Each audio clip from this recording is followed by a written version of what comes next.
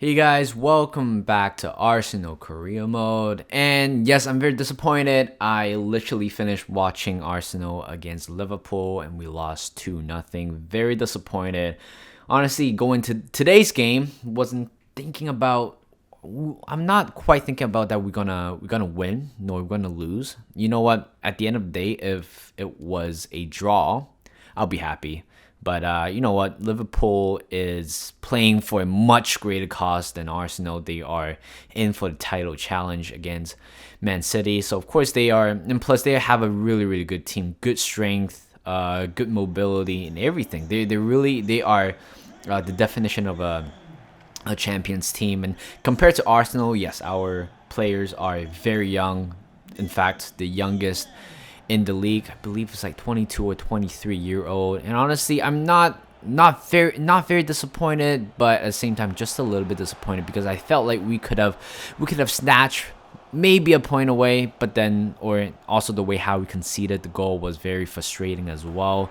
Of course, first of all, first half was great. I'm not saying that we have like 50-50 of the ball, but at least we are very entertaining to watch. Oh, guys, especially Martinelli against Trent Alexander-Arnold that's a very good matchup. Turns out, I believe Martinelli beats Trent every time basically, but then, well, in the end, just you know what?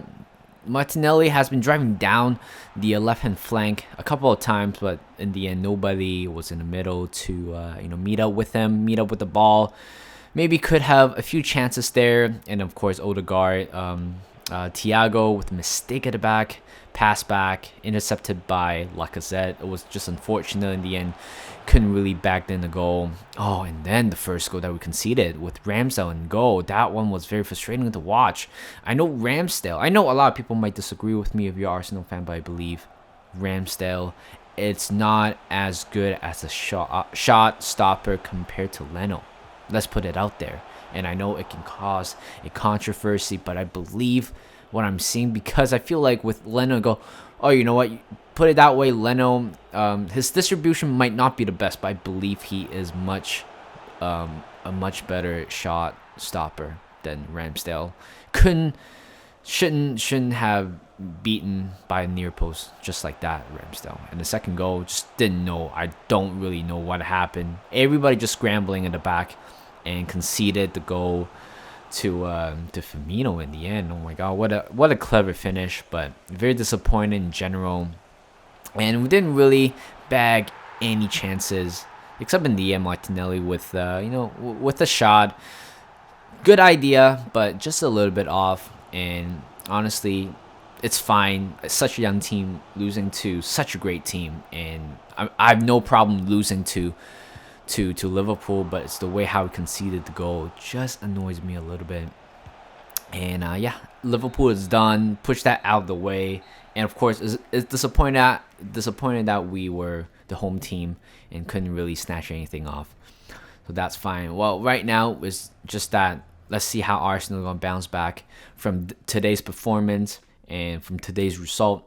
And Aston Villa again, it's a good team. Aston Villa is a good team. Plus we're traveling away from home, so we gotta do better than that. So on to the next one. So not gonna talk about that game anymore. And today, moving back to today's episode, we'll be looking at the month of October, covering 4 games. I know this month is a little bit tight in terms of schedule. We have West Ham in the weekdays for the Carabao Cup. Again, it's a very strong team as well. And earlier on, showing the youth academy, and last time out, I was quite hyped about Reggie Booth. But unfortunately, receiving the report today, it was completely different.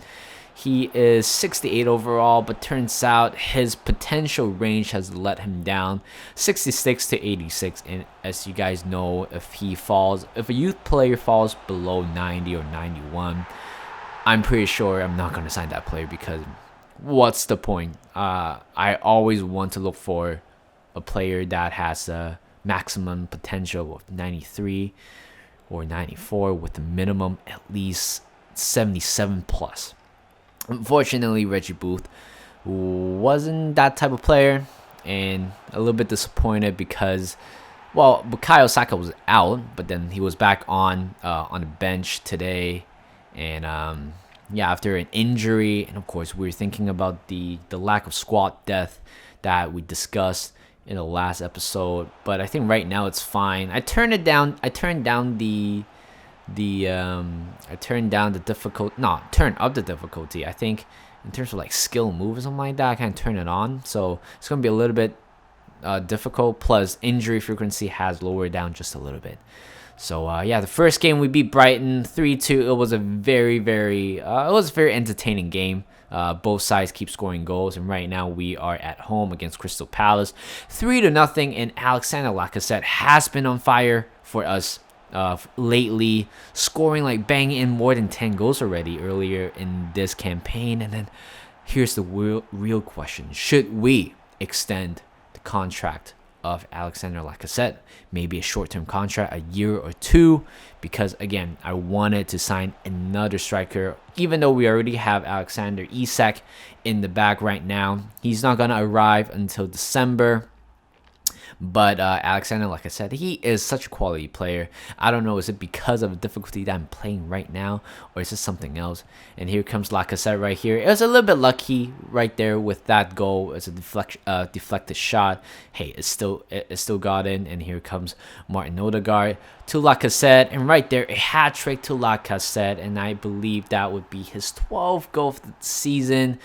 I'm pretty sure he might be on track for potentially breaking the Premier League most goals record, and hopefully that will be the case.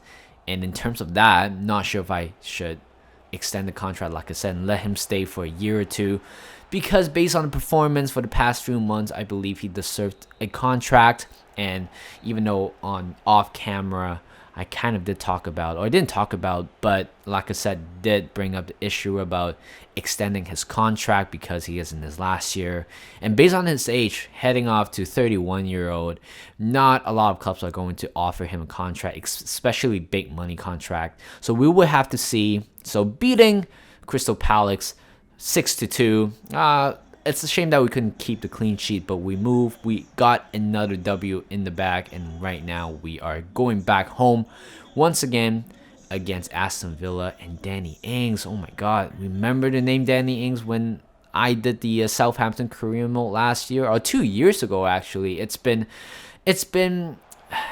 such a long time since I did Southampton career mode, but at the same time I felt like it was like last month or something like that. And Danny Ings again, great player. It was a kind of a surprising move by Aston Villa to actually sign him, because there were no reports of what sort, and all of a sudden he just went there just like that. Boom, nobody noticed. And we quickly scored the first goal of today's game, like I said, with another goal. Could have scored another goal right there, but then Emi Martinez makes a great save right there. Very good instinctive play. And again, we were playing a lot of teams with like ex-players that I encountered before. For example, Emi Martinez, ex-Arsenal player. Callum Chambers, ex-Arsenal players. And Danny Ings, of course, was in my Southampton career mode. And so far, we're taking 1-0 lead. To second half, haven't been really happening a lot. But, Aston Villa trying to add a little bit more power, a little bit more shots from the outside range. And apparently this year, the AI is pretty good with their long shot. Apparently, they're encouraged to shoot more outside the box. And honestly, a lot of them just kind of worked out. And right there, like I said, could have scored a very nice goal, but Emi Martinez, what a great save right there. And Eric Bailly, the Jamaican winger, pass in the middle. Ramsey, what a great save right there. It's so funny how in the game he's really good. At the same time, like I applaud him in like FIFA, but I'm not quite excited about him in real life. Well, it's very controversial. I'm not going to go into that. But in the end, we hang on there 1-0, and we're heading towards our last game of today's episode. It's the round 4 again of the EFL Cup, Carabao Cup, against West Ham at home. And this is a perfect opportunity for me to actually make some changes right there. As you guys can see on the screen right there, completely different, not completely different. A few players stayed on for Arsenal, but mainly this is the type of fixtures where I can rotate the squad. And Carabao Cup, honestly, not quite concerned about the performance on there, but of course, the more, if we keep beating more teams in Carabao Cup, which means there will be more rotational changes within the squad, and I will like that as well, because certainly there are players who are not quite happy with the amount of game time, and I believe Carabao Cup, it's a great step for them to actually get more first team football. And first off, West Ham United just scored a very scrappy goal.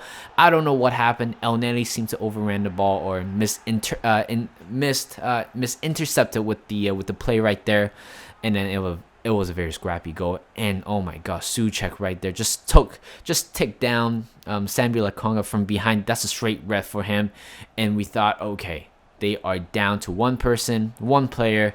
We might have a chance to get one back. And here comes Nketiah. What a great finish. And such a beautiful finish right there. Great composure. Just guides that one in. Just curves that one into far right corner. Fabianski couldn't get a touch to it. And right now we are still at 1-1 after the break right there. I don't know what happened in the end right there, that play. It was a little bit scrappy. Still trying to look for the second goal because I believe they're down by one man. And here comes Odegaard, and oh my god, what people say that post, or the goal post is the best friend for goalkeeper. And then oh my god, Ben White just literally getting toyed by Antonio, and Antonio took the lead right there with a great finish, but poor defense. And all of a sudden, I have no clue what the hell just happened. West Ham United just did a quick fire double, and we are down by 2 goals in the 86th minute, trying to get one back potentially. Bukayo Saka driving down to the left-hand side, and Lacazette just scores it just like that. Again, asks him to play, even though it's supposed to be his day off. Still score a goal, and we might have a chance here once again, but West Ham control the game pretty nicely, and Fornells just kills the game right there, and we are officially out of the Carabao Cup after 2 games in the fixtures. And of course, very, very disappointing as well, even though I don't care, but it's a great opportunity for players to actually rotate in and out, getting him some game time. But it was just unfortunate how we ended in the end, and 4-2, and finally a quite a big defeat, even though don't really matter, but it is certainly going to affect the morale of the players. So very, very disappointing. But anyway, that will be the end of today's episode. Hope you guys enjoy. Hope you guys like it. Leave a like. Subscribe to my channel. Leave a comment if you guys want me to sign certain players or not. Otherwise, I'll see you guys in the next one.